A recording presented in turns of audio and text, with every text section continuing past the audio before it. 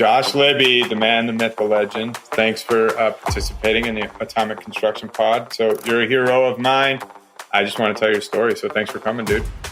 Oh, man, I really appreciate the honor and privilege of being here, my friend. It's awesome to see what you've done over the last few years as well. And just excited that we get to hang out and spend some time. I appreciate that. You're the first customer I'm going to put on here. I don't like people knowing my people, but nobody can get to them. You can't get to them. I got them locked up. We're too locked down. Yeah. Yeah.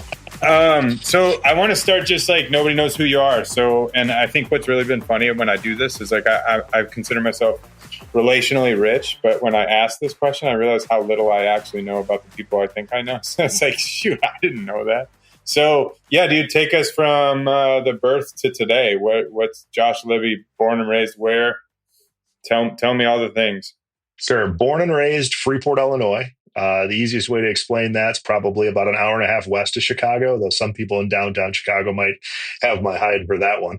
But born and raised out in the country, born, a country boy, if you will, and grew up in the local school system, public school all the way through, and joined up in an insurance company for 13 years, during which time I married my wife. We have 4 wonderful children now. She's an absolute saint for taking care of them and homeschooling them and all that good stuff. And at this point, once I got done with insurance, moved into construction, played about a decade in there at this point, and I've been doing solar like the last 7 years. With the privilege of, landing at a, huge company that's a national player on the solar market and does everything from nuclear to fossil plants to and everything in between as well. So just a really awesome company for a small town boy to end up in. There you go. I'm going to make you tell me more particulars, starting with this that I don't know that I should know. Kids' names and ages. Yeah. So my oldest is Lydia. She is 14 now. My oldest boy is Isaiah. He is 11. And then we have twin boys that are 8.5, and that's Zach and Eli.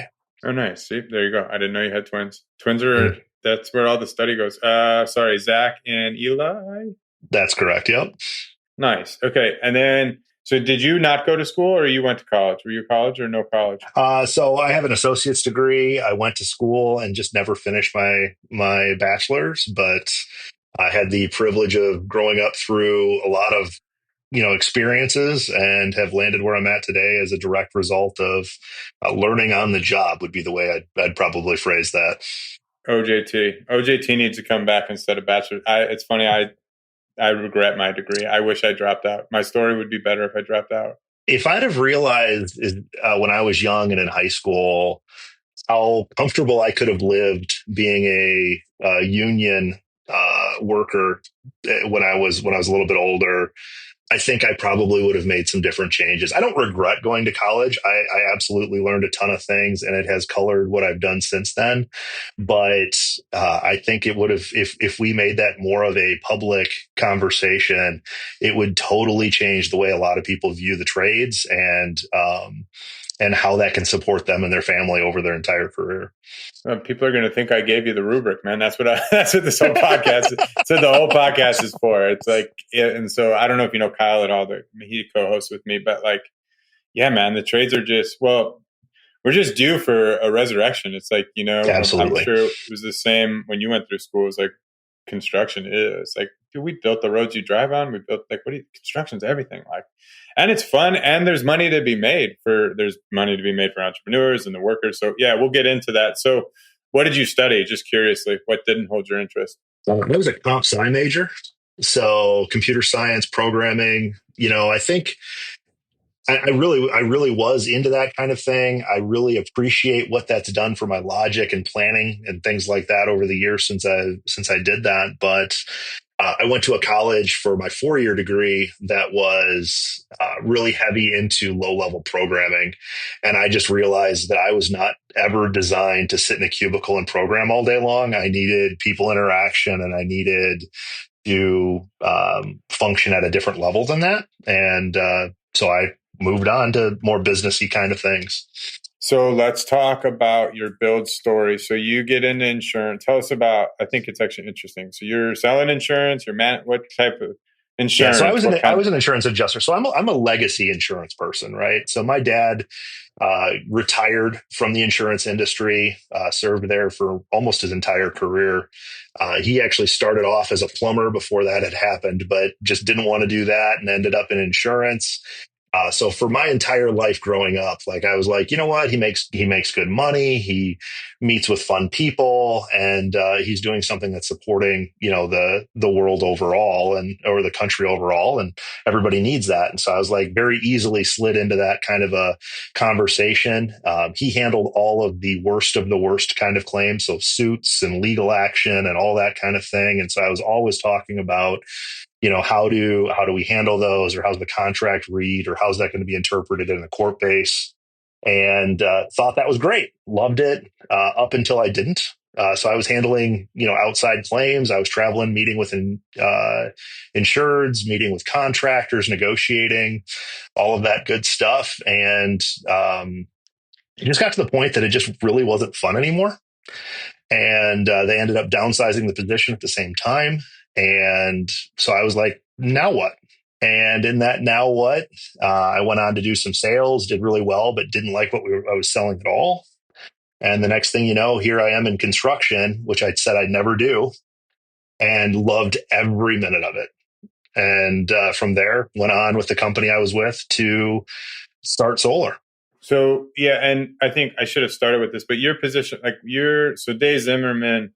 Let's talk about where you are so people have perspective, because I think it's a Sure. really powerful story. So you're at Dave Zimmerman. Help me. You are running. You're a I'm the director of division. operations. Yeah. So I'm the director of Okay. operations there for our renewables group. We oversee we oversee all of the renewables programs, so all the solar installation across the country. It was a startup division that started about 3 years ago now. We worked to build that up from the ground floor. And in doing so, it was a true partnership. One of my good friends and partners from my prior company came over with me to do that.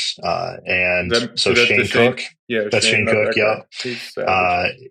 Uh, Eric and I have worked together for 3 years to really build this business from the ground floor, on a national stage. And so it's been a lot of fun doing it. And I'm going to drill into that here in a minute. But so what most of our audience, I think, will know is like the conventional, so you go to college, you become a project engineer, then you're PM, senior PM, then a VP director, and then executive. So are you reporting straight to the executive team, or you report into a VP, or you're I kind report of, to a VP who reports okay. to our president, basically, of all EPC construction.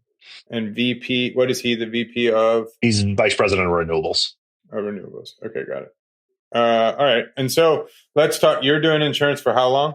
13 years. So you do 13 years. It runs its natural course, and then you go sell some BS that you don't want to sell. What is that? Tell me, I what were you was selling? selling phone books and internet like recognition to small businesses all across the northern part of Illinois here, small towns, things like that. Yeah. And you're like, F that. You say F that. It was one of those things where I'm like, man, I'm doing really well, I'm making good money, but I just, like, phone books were not where my heart was in any way, shape, or form. To go from a Why not? technology Why background to not? let's go back to phone books, just really hurt inside. So, Yeah. and they have their part. Like I will be 100% honest with you. There is a generation where that is still very much the thing. And there are businesses out there, small businesses, that can thrive still off of that if they're local and they know that it's their Dude. friend down the street or something like that that's making that happen. But that is not a growing business. Freaking, I had this image of you as like the last crusty old phone, like it like died with Josh. I was like, I figured you were so it's still alive and well, the phone book I, industry, huh? I think it's alive. I don't know how well it is. It might be on life support, but there's a niche for it, right? Yeah. Think about the people that move into an area, especially in rural America, that, there's still a lot of small businesses or whatever that have no idea how to go online. It's getting easier, Man. but that That still is exists. that is crazy. Yeah, and I was gonna be one of those guys because I live in Mount Prospect, which is about 10 miles and an hour from the city. I'm like, I'm not. I think you're closer to Iowa, bro, and Freeport. We Yeah. were from DeKalb. We were in DeKalb, and you guys were Yeah. still out there. Well, and the funny thing Um, is that company was based in DeKalb. oh, nice, interesting. Yeah. I wonder if we were in that So, book. Okay, so but getting to the more relevant, so 13, and I yeah. think the just like as far as the lenses, who's listening to this, like the hope is to inspire people. Like I think what I love about your story is like, and I think it's one of my favorite parts about the trades is like you don't need an education, you need a little grit, you need a little tenacity, and you could one day be the director and or VP, Hmm. or run Or your own own your show. company. Yeah, Yep. which is I think you've got a lot of color that so that's the audience we're catering to. But so I just want to go through because I think a lot of people get stuck. So I think like if you're in insurance, you stay in insurance, and like people maybe don't know about construction, but talk about the journey. So we're selling phone books. Does construction find you, or do you find it? And how did you? Yeah. So, it got to a point where I was selling those that I was like, I don't want to go to work today. Like, I am just done. I can't go talk to one more person. I can't make this happen. And I felt gross inside. Right. So I just, I picked up the phone. I remember calling my wife and being like, I can't do this anymore. Like, One I don't quick know what that timeout. looks Do you like. have Yeah. kids already? I'm assuming you have kids. So So you have yeah, so we 14. had Yeah. at this point we had all four. The twins had been born probably 6 months before that, maybe Okay. 9 months before that. So we've got some pretty heavy costing on a monthly basis attached to that, Yeah. right? We're doing what we can to monitor our expenses, but just saying it's not worth it And the was really money's hard. there. This is a key detail. The money is there. There's no issue with Right. money, but you are not finding joy in your work, and you're like, okay, Correct. this is on time. Oh gosh, so this is a big move. This would be This a is huge. huge. Okay, Yep. and wife is supportive, or like because Oh I think my yeah. No, wife she would. was like, Okay, Josh, if you're in that role, like just come home. And I don't know what that's going to look like, but we're going to figure it out.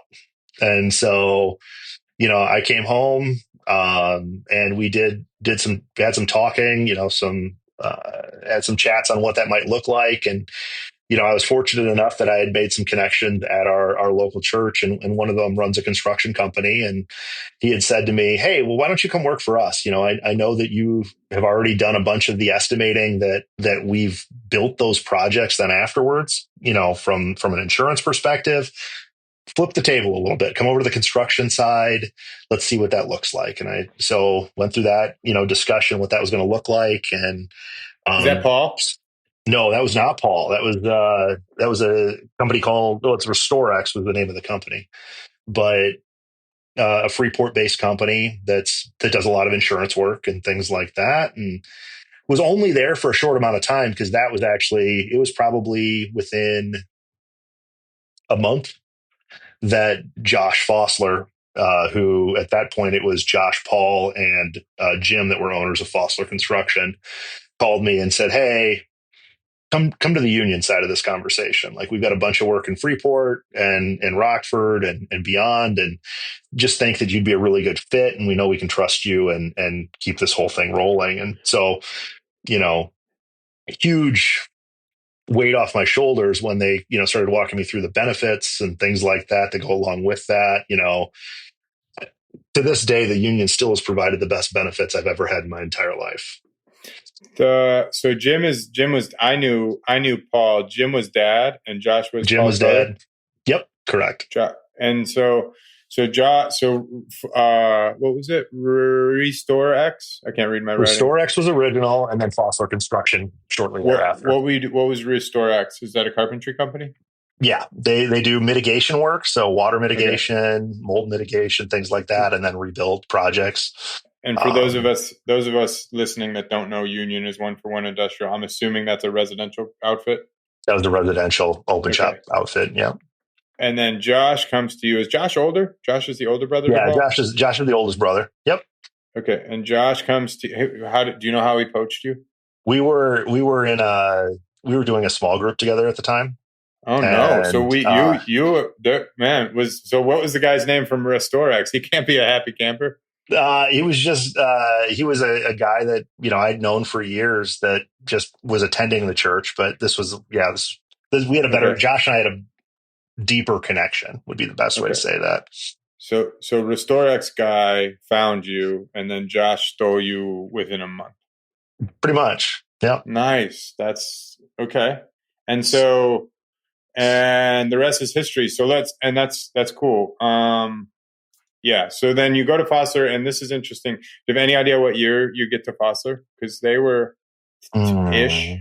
I'd have to look back at that. That was probably about, it was just about 7 years ago. Yeah, I was going to say it's got to be right around 2018. I would assume because I think Yeah. you hadn't been there. So 2018, and they're an industrial. They were a carpentry company that morphed into a solar company as you were getting there. I'm imagining. Right. So Fosler Construction had existed for a long time at that point, basically focused on everything from rough carpentry to finish work. For the longest time, it was just the brothers. They'd bring in and out. When they joined the union, they brought in and out, additional people as they needed it. As projects built, Paul had moved to, bidding work and handling the relationships at the point that I had come into the picture. And they just had a lot of projects going on and we're just looking for help they could trust. Right. And so, I was very fortunate. I was there, and this is not typical, but I was there for, I don't know, about 3 months probably. And they'd given me a company credit card in case I needed supplies while I was running, kind of running a solo job, if you will, to trim out the interior of like a 12-story building here in town. And just the trust level was, because of the established, relationship beforehand, but the trust level was very high. And being trusted like that out of the gate was a huge deal for me. Buy into the company and everything else. And so you come to, I think Foster was a great place to work. Like it's easy for us as a sub, we can tell. And that's like, what's interesting is I feel like Foster catapulted your construction journey for sure. It absolutely did.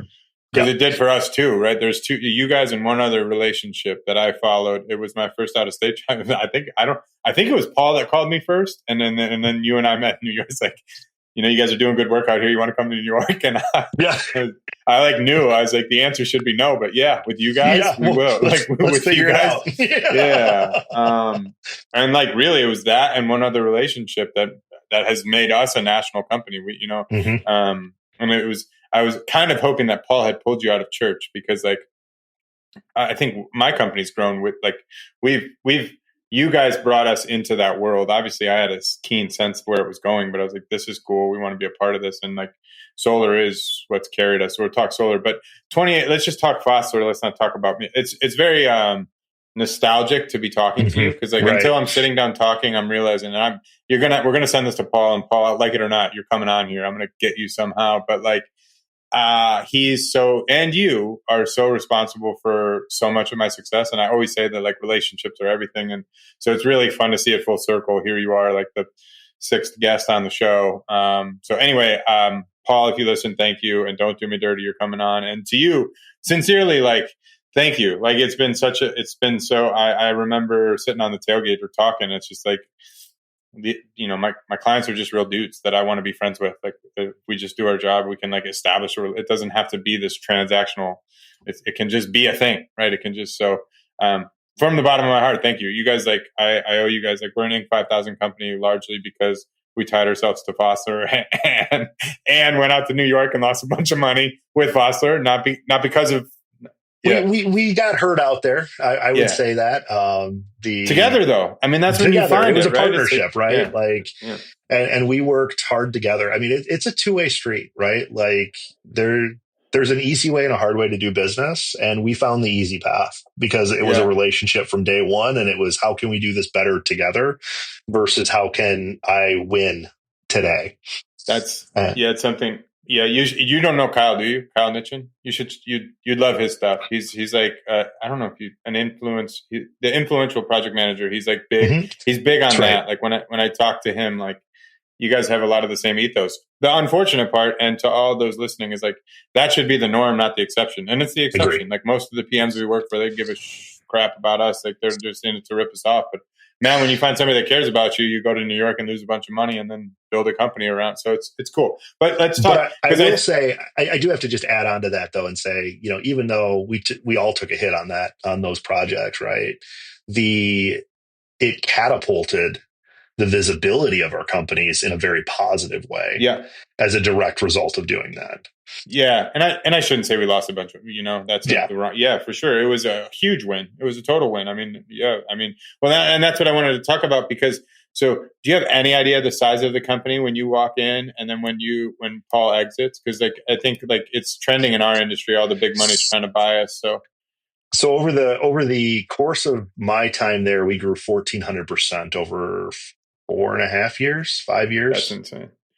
Yeah. And do you can just high level numbers? Do you know if we go from a form like revenue, what we if you're not I would comfortable, you have to don't go have to. back and look to see what the revenue increase was there. It was big money. I mean, we went from being a carpentry company with a solar arm to being a solar company that was barely thinking about carpentry Yeah. anymore. Do Like you it know how just many it people you added? Because you guys, dominated. It's such a hard number to pick. Like in an office, we went from Paul and myself sitting in an office chair to a office that had, I don't know, 20 office spaces in it, and all of okay, them were full, and we were looking to build out further. I mean, it got was it. crazy how quickly the main office grew. And that didn't even talk about the superintendents and the construction managers and the safety people and then all the, what makes the company stand up, all the crucial craft labor that we had out in the field just to get it done, right? Yeah. So you guys have exponential growth. We'll say, my guess. Oh, we'll talk to Paul about it. But like, it's crazy. And it was so interesting to study from us because when you guys went from Foster to Babcock, it was like, we say leadership is everything, but there was a huge. It's like when Paul, it's just not the same. It's Babcock now. It's not Foster. But so Paul has a great exit. Really, you're happy for him, but pretty quick. Like, just forget it. I'm just It was talk very about it. quick into that buyout that the chemistry of the office changed. Yeah, And it was like, okay, it's time to look for somewhere else. They're going to go do their thing. That's fine, but it's time to find a different place to sell and to be a part of a team, right? And rebuild something new. And Shane and I were on the same boat. It was an easy match. Shane does amazing work in the construction side of the business. I like very much to be I like to understand the operations and oversee that. And I do very well there, but I really like to handle the front end, right? The business development, the pre-construction and that interface. And I can do that very differently than a lot of people because I came out of the field and because I understand that construction process at operations. It's a very different conversation than if you get somebody who's just like, I went to school and I went into business development, or I went to school and I went into project management. It's just translates differently in the and world that how? we're in. Yeah, no, it's interesting. I always think of you as an operator. I actually don't think of you as. I thought you were an operator that happens to sell, but you're a seller that happens to know how to operate ish. At this point, yeah. Yeah, and on the so 2018 is the big into when do you know when it sold? 2022, 2021. Mm, So we're it 2025 now. would have Has been 4 years ago. It would have been 2020 into 21, I think. Yeah, 2021. And so let's talk about the core group. Like it was a culture rich place. I think of Elijah. I think of all the young up and comers and everybody's. How long did it take for like most of the like for you? You were out. How long did you last under the new regime? I think by the time I left, it was about a year, Okay, but so the you're year stuck. was totally like, it was brutal. Yeah. Yeah. And what do you think? So for any like now you're working for I don't is Dayzim is not private equity PE owned. It's is it a Day and Zimmerman is a privately held company. privately held. So So do you attribute the difference in this big company to that? Because how big is the owner of Babcock? Babcock is hell. Is that a who owns Babcock? that's a publicly traded company. Okay, So in the, and to that end, right? Like the difference, in my opinion, between publicly traded and privately held is really in the way that you manage your day to day operations. The nice thing about being a privately held company is it's much easier to say, this financial risk makes sense for the company long term. So it's the right risk to take now. The problem in a publicly traded company is you have to be a little bit more worried about the quarterly reports and how do you show your earnings quarter over quarter to the market. And this is totally my perception, but I think from a growth perspective, it's easier to grow, or it's easier to make the right choices in the right time as a privately held company. However, you might have better funding as a publicly traded one. So there's a give and a take there for sure. And is Babcock? Babcock is a solar company that is owned by a publicly traded company, No, or so Babcock is. Babcock and Wilcox started as a boiler company. So they make boilers for industrial industrial applications. They burn underneath them and create gas to turn turbines, right? So that's really their bread and butter. They bought Fossler because they wanted to get into the solar business. Got it. Okay. And then, without being disparaging to your former employer, how are they doing relative to? I mean, are they? I think you can probably look that up and see how that's going on that end. It's Okay. not well. Yeah. Okay. I didn't. Well, I feel like from everybody I've talked to, and I'm not going to say whether that includes you or doesn't include you. I've been kind of waiting for it to. They seem to still be around. And that's why I'm like they still exist.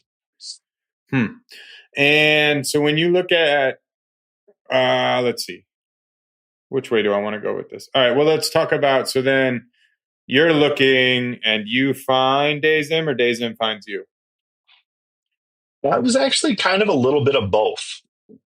We started talking about some projects, and it just kind of developed from the talking about projects and having them maybe do some work on some of them to, hey, come over and give us a hand here.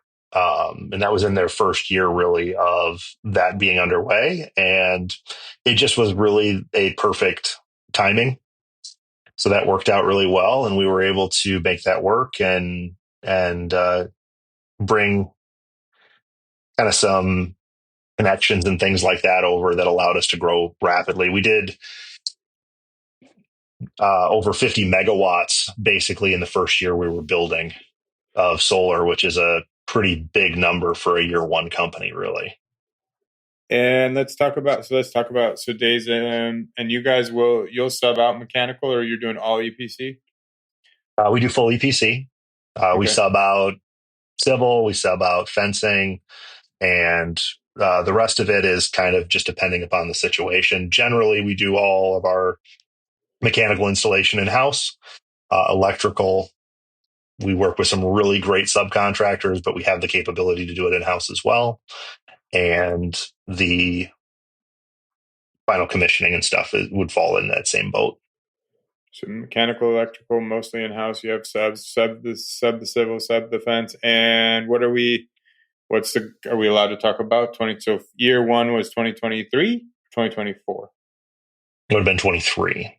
23, and now we're 2025. So what do they got on your? Let's just say that we're growing well. I got to be a little careful with that one. Yeah. Okay, that's fine. And things are going well. They are. Yeah, no, we're moving right along. We focus at this point on small scale utility, as I like to say it. And when I say that for solar, what I'm really talking about is 20 megawatts and greater. The reason I draw the line there, and I think it's important because this industry kind of puts utility scale all over the place, depending on what you're playing in. The reason I like to say utility at 20 megawatts is that adds a substation to the conversation, which is a new component to what we would typically be looking at for a solar build. And so it makes it just kind of an easy defining line to say, well, if we've got to build the substation, now we're really talking about utility scale work. Okay. And so 20 on up. And then, so this is interesting as far as a market study. So maybe just explain. So solar has been, can you give us any historical? I only got into it around 2017, 2018. I got in with you. Yeah. So, I mean, obviously solar has been going on for years and years and years out in California, right? It's made sense out there a long time just because of the cost of power. It really entered the Illinois market, which is really what brought you and I to the table, if you will, as a direct result of the FIJA legislation that went through at the Illinois state level. So Illinois all of a sudden was like, hey, we want to entice people to build solar here in the state, and we don't feel like and we want to draw those people to build here versus elsewhere. And so they put this legislation in place, and that really started the transformation of the state and opened up the doors to say, okay, this makes sense here now. The metrics make sense. And that's really about the time that you and I kind of got involved in that, right? There was a lot of conversations I'd had before then, but as far as the actual build cycle, that's kind of where that kicked in. Okay. And then from there, it rolled into CEJA, and then on from there. Tell us CEJA versus FIJA. FIJA. So like I said, FIJA was the first round, and that was the Future Energy Jobs Act. And then CEJA came a little bit later. It was kind of like maybe a rebuild might be the wrong way to say that, but a change to that legislation, kind of a refunding, if you will, and that's the Climate and Equitable Jobs Act in Illinois. And those came with certain setups that allowed that to be built, certain requirements, prevailing wage requirements and things like that just helped to spur the industry forward. And explaining it to the layperson, which many do, some don't. I probably don't. Understanding government funding. So let's park the federal. The federal has money that they're putting towards this, but let's just pretend 5 megawatt site, Freeport, Illinois. The developers on the developer side, they've got to take a project from conception. So let's say the developer knows the landowner. They've got the rights. They've got a lease agreement with the landowner for I think 20 years. Typically, is that how it works? They got to come to those terms. That's like 30 years, but yeah. 30 years. So there's a 30-year lease agreement. And then where does the government pays the developer to at what point does the government money enter the equation, or does it? Where is it? So usually that's done through tax credits. Okay. So it's not that they're necessarily directly paid, though there are some instances of those kind of things. Generally, it's a tax credit to the business, right? So you might have an anchor subscriber or somebody like that comes in and says, we want to buy, we want X amount of power off of this site, or we're going to own it and we're going to sell the power, and then they take the tax credits to offset their tax debt for the state or something along those lines.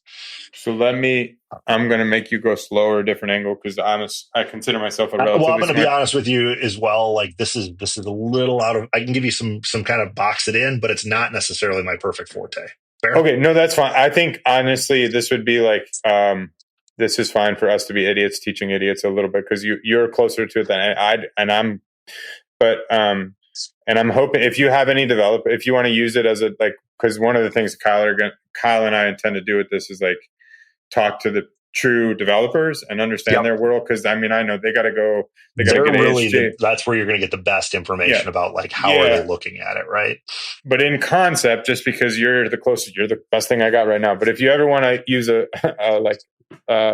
invite somebody to come talk development, please, I would appreciate it. But the power company, or actually, are you telling me to please just skip? Because I'm trying to the company. So I just want to get your understanding, and let's go from there. Yeah. I'll dig into this later, but I just want to understand. So the developer, the user of the energy that's coming from the substation will get a credit, or the developer will get a credit. So the long-term owner of the project gets the tax credits. Okay. And so then they have the right, they have the ability to transfer those based on the way that the whole thing's set up, right? But the incentive is to the long-term owner of the project. Okay. So on its face, without government money, I think that's the easiest way. On its face, the idea would be, let's say 5 megawatt. What is that? $100 million project? Do you have any idea? Round terms. By the time you get the development stuff, I really don't have a round number for you there. No. To us on the construction side, let's say that. Again, it's going to be project dependent, but yeah, let's just say a standard 3 megawatt site's probably, $4.5 million.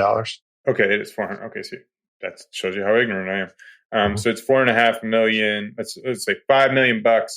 And the idea would be that that's going to generate enough energy value over the course of its lifetime with maintenance and all of that to like that's where the benefit of the bargain would be for the solar site as itself. And then that is probably not true. So the government needs to entice somebody to own that because to offset that expense later. Is that kind of what like in a free market world where the government isn't incentivizing this? I'm wondering like if I wanted to build a solar site, why would I do it? Is because I'm going to sell the energy and long term make money. I'm going to make right. So it's a little bit of both, right? Like can you offset the tax liabilities you have to the state? Like that's part of it. And then the rest of it is you're able to then sell that power back into the grid, whether some states allow you to sell it directly to customers. Some states force you to sell it directly to the utility. And so that because of that, there's different rates for that. But in the end, there's a cost metric there for the sale. Got it. All right, we'll go back to our lane. I'm so curious, like with the PPE, like what is that PPA or what's the power? Yeah, so PPA is that purchase agreement on power, right? Like that's how much am I going to pay and what am I going to get for it, right? Yeah, I'm so interested to dive into that, but that's not. We'll stay in our lane. I was going to say if staying out of that one would be. I think there's a really good conversation there, and yeah, I think we can definitely talk about some people that might be worth having a chat with. I'd love, if they're willing, I'd love to. But let's talk about the. So you kind of in 2018, I think as Illinois took off, the rest of the country probably took off. So somewhere probably 2015 to 2018, every state starts adopting, and then the IRA for us in the solar world, like Inflation Reduction Act, we called it the solar bill. Right? It's like we say we're going to curb inflation by throwing a bunch of money at solar, and that's when things kind of go bonkers. And we won't get into the ipso factos. It's been up and down and a roller coaster, but so it's been a boom more or less since 2017 ish. And then, what's your projection on this? Like, we're building solar into the future. It's a decade long. Like, what's the run?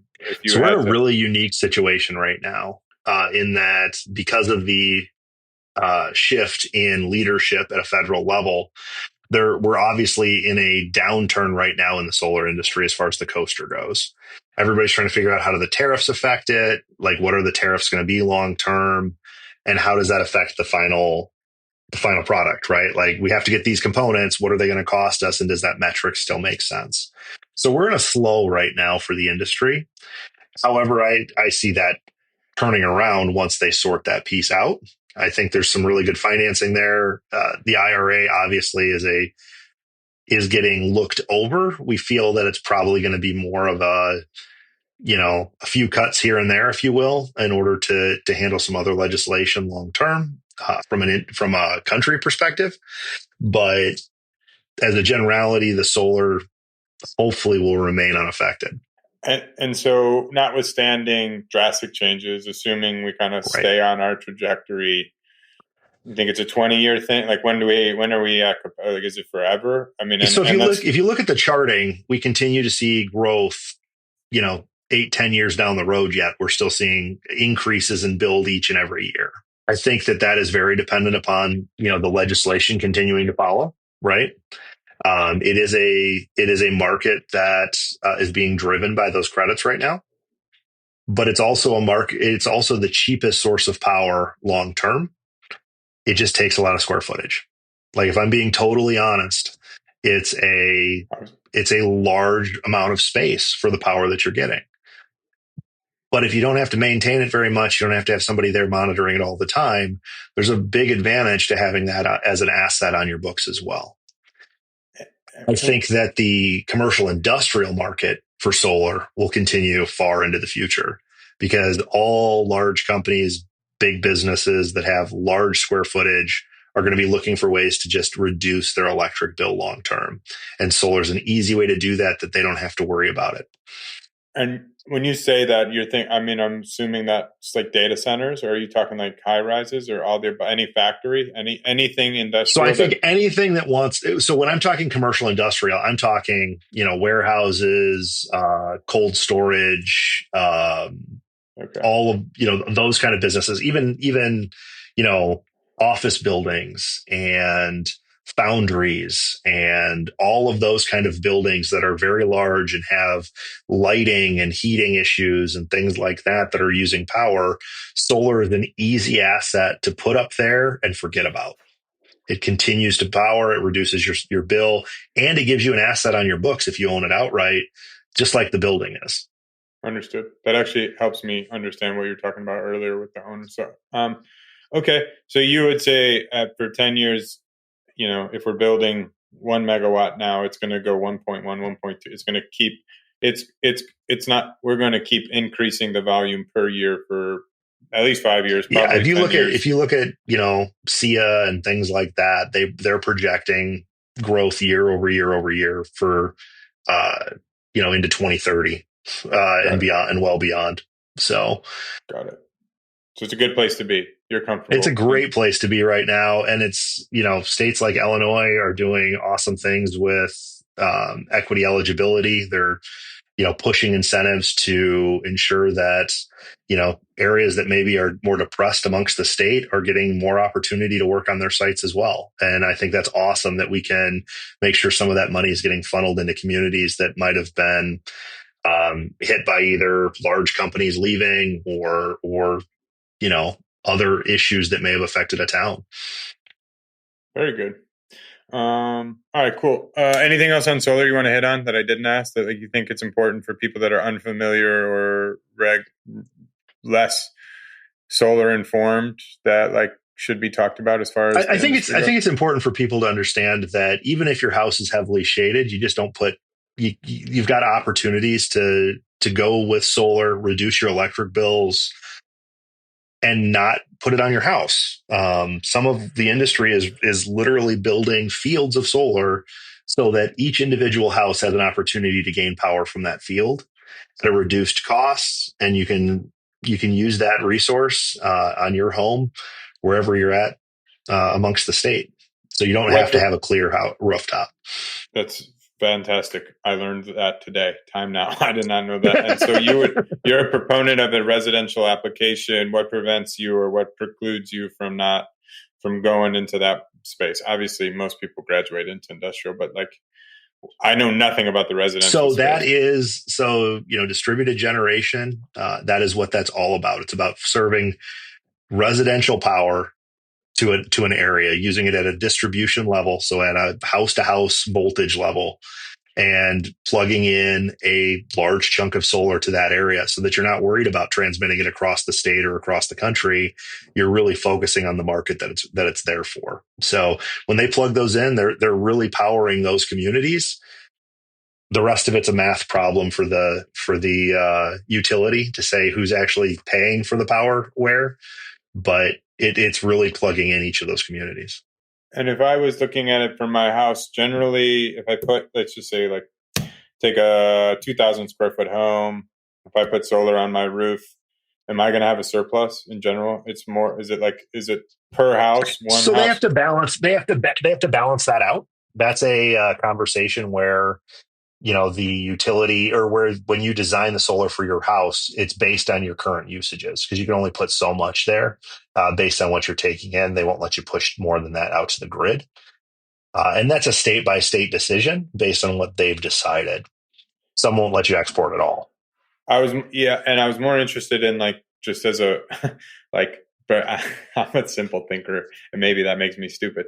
But if I'm looking at a neighborhood, and let's say 5 neighbors are all right, you're gonna put it on your house, and then we're all gonna draw. I know this is not how it works, but I'm just wondering, if I put all my roof as solar, am I providing about one house, 1.5 houses? Do you have any idea how much draw Yeah. from? So when you put it on your house, it's going to power your house. So they'll have that. Now there are areas, Illinois is one of them, where you can basically use the grid kind of like a storage system, right? It'll push that power. Your extra power goes out into the grid, and then you use it in the winter when you have low power consumption or when you have low Got it. production, right? But as a generality, the power that it's designed to basically power your home and Okay. designed for the power usage of your home.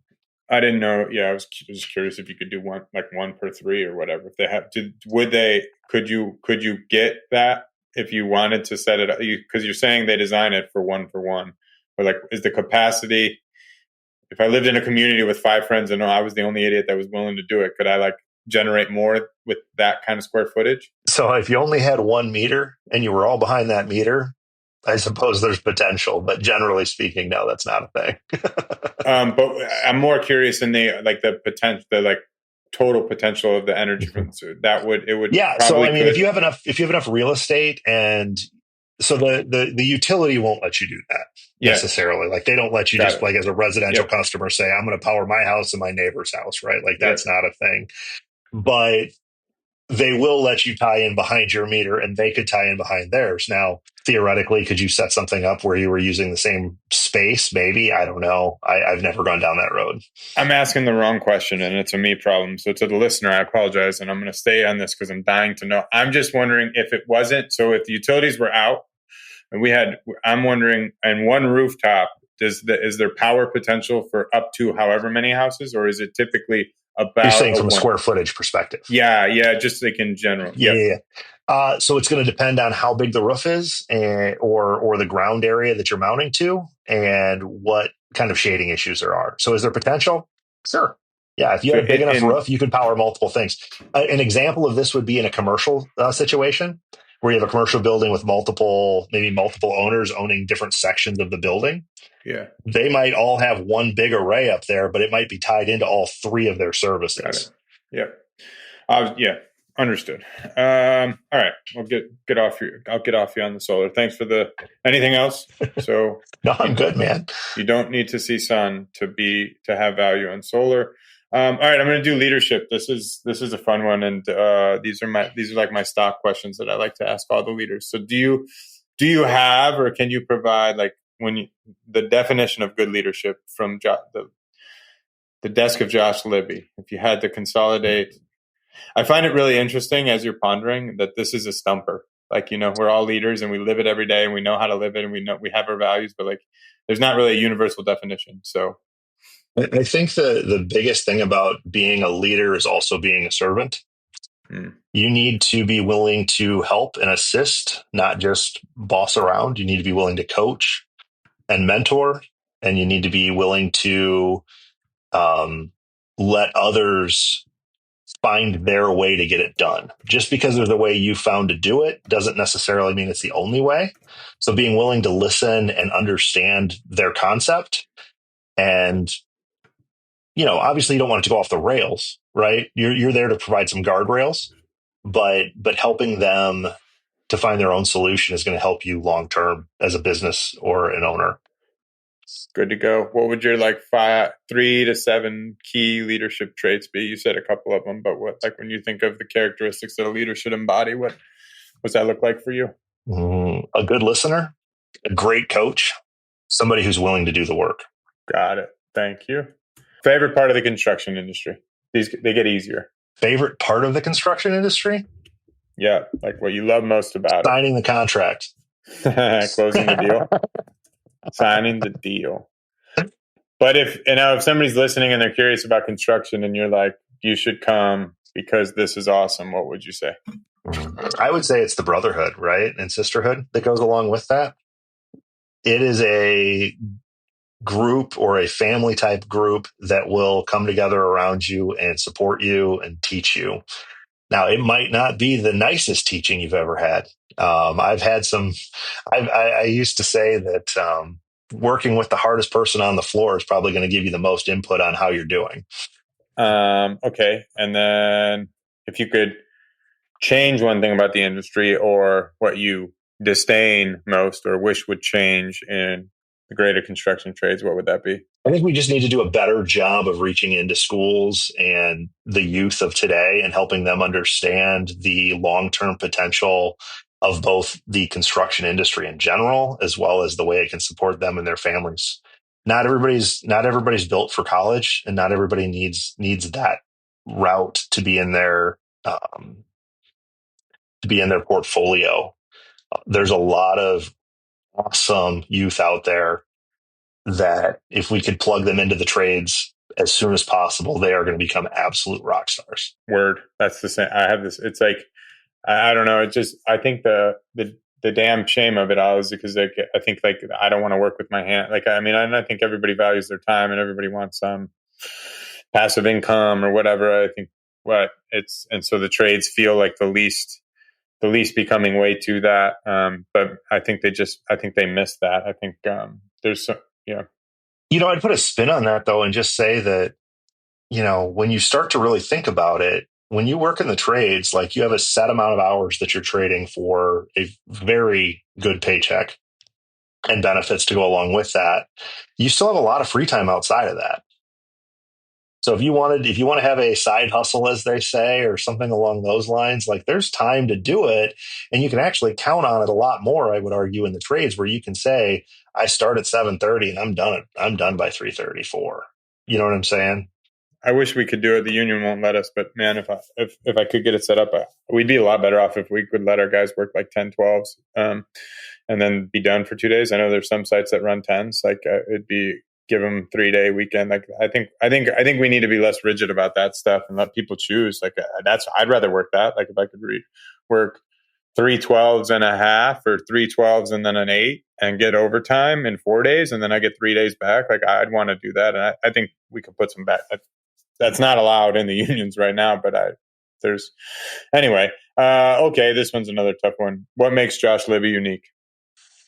I would say that what makes me unique is just that when I walk into a room, I really want to understand and make new relationships and build something awesome with each and every person that I talk to. Right. I always say that all my friends are smarter than me. And I say that because they can all teach me something and take me to task every day of the week. And it's awesome when you can build relationships like that, where you know that if I have X problem, I have Y solution over here. I just need to talk to the right person. And you know that they're there to try to help with that. There you go. You are a very relationally rich man. Proud to be in your circle, even though you're never going to call me for anything. I'm here if you need Whatever. me. Top books. Are you a reader? I am more of a listener by today's standards. Sure. I find that it's easier when I'm driving to have like Audible playing or something like that to read it. I read a lot of documents throughout the day, so trying to sit down and read a book at night is kind of brutal. I'm with you. Um, I'll be honest, I absolutely loved Green Lights by Matthew McConaughey, Yeah. especially on Audible where he reads it. Yeah. Phenomenal book. And I wouldn't say that it was groundbreaking for me and what his comments were, but I thought it was funny. It made great points where it made the points, Green right? light. Like not a hard Yeah. read of any mind. Yeah. Yeah. And then right now I'm also doing Arnold Schwarzenegger's new book. Okay, so you can pick one or you can answer all of these, but so I'm just going to run through these questions and you just got to pick one of them. So your least favorite famous person, your least favorite famous person, your favorite famous person. Tell us the season of like the toughest, the most difficult season of your life. If you could be God for a day with no restrictions, you're not resource constrained, and you could fix any problem in the world, what would you solve? If you could redream or start your life over, what would you try to accomplish that you haven't or are currently not aspiring towards that you wish you would have? So first off, I want to kind of tackle that last one, right? Like as far as restarting my life, I wouldn't change anything in my life. I had rough times, I had great times, but I met my wife when we were seniors in high school. She, as I said earlier, is an absolute saint who I could not be who I am today without her alongside of me. So she is an amazing person. So I would not change anything about the way I grew up, anything about the what decisions I've made through there or the tough times, because they've all colored who I am today and how I interact with people on today's level. Good to go. Do you want to jump into any of the other ones? What was the third to last one you said? If you're not resource constrained, you're God for a day, you can snap your fingers. What was or the one like, right before that one? Your tough story, the Yeah. So hardest I season. think the tough story really deals with deals with that time of life that we talked about a little bit earlier, touched on a little bit earlier, where I was in between the in between the insurance company and the construction industry, right? I was at a very low point when I was doing the sales out door to door, small business to small business. And it was hard on the tail end of that for me to be like, I am going to quit and I don't know what that's going to look like. And I don't have any other financial plans in place, but this is what I need to do. And that was a challenge. But if not for that, I wouldn't have found myself in construction and loved every minute of it since. And this is always, I think, because I just went through one of these myself. I got myself in a little bit of a pickle last year, but like, I don't know if this resonates with you, but it's like, I would never want to do it again, but I wouldn't undo it. Right. Like Right. yeah, it's the craziest thing. Like, you're grateful for it, right? You're grateful that you went through. Yeah. So I weird. grew so much through that time as a person, and realized that I could do a lot more than I thought I could because of that time. Right. Yeah. It's so interesting, like the human condition, which is not really for atomic construction, but there's another podcast. There is another, just that, like, we try to like keep ourselves safe, right? We're always survival, Hmm. survival, safety, comfort, security, and like it's like go on, jump off the cliff real quick. Like, do you want to find out who you are? Like, go hit your head a bit, Like, I don't know. It's so interesting. Well, and I think we kind of started here, right? Like I started in insurance because it was easy. I started it when I got out of high school. It was easy money to start at the bottom level and work my way up. And I kept getting promotions and I kept doing more things. And at some point it was just like, I don't know if I love this anymore, but what would I go do? Like, I don't know what I'm prepared to do anymore. If the floor hadn't kind of come out from underneath me and I'd gone into a little bit of a free fall, if you will, I'd have never realized, how applicable those skills can be in so many different areas of my life. Yeah, yeah. It's. Well, I appreciate you sharing that. A lot of Yeah, people shy away absolutely, from the dude. vulnerable. So we'll wrap. I think you. We went fast. We got through most of it. The one thing I want to just hit on, because I'm actually doing. So we're doing two of these. We're doing an atomic construction, and then we're doing better questions. And there's a XYZ philosophy, which is just talking all things Jesus. So I know your faith is a big part of your life. I think we Yeah. bonded over that, big part of mine. So I don't know how does that intersect with work or that foundational grounding for you. It's just always been there.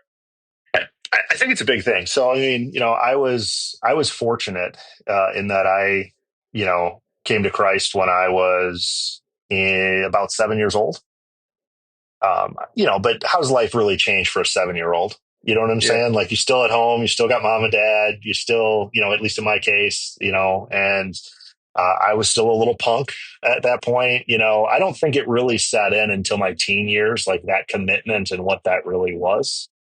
But I would say that that has had a huge impact on my life because it deals with how you interact with people and how you want to be perceived, um, from a following Christ perspective, right?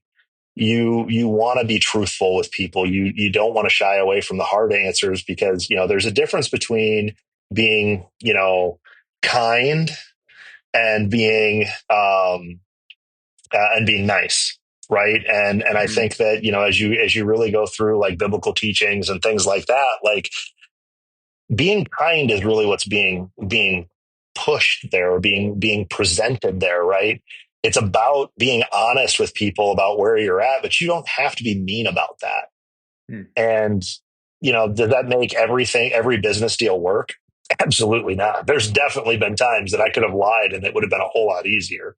But a truthful conversation in the end is going to build a relationship far stronger than any lie you could tell up front. Not to mention, I just don't remember things very well, so I don't want to have to remember the lie later. So I'm the same way, man. I can't. Yeah, it's like, dude, honesty has to be my only policy because otherwise I'll get myself all spun out. right, So before I let you go, I just like, if you are where a lot of people want to be. So like we got foremen and laborers listening. It's like, how do you get, like, I want to be a VP someday. I want to be a director someday. You've got sales success, relationship building success. What would be your, like, hey, this is what I tell them. This would be my advice to the young up and coming yeah, I construction think that professional.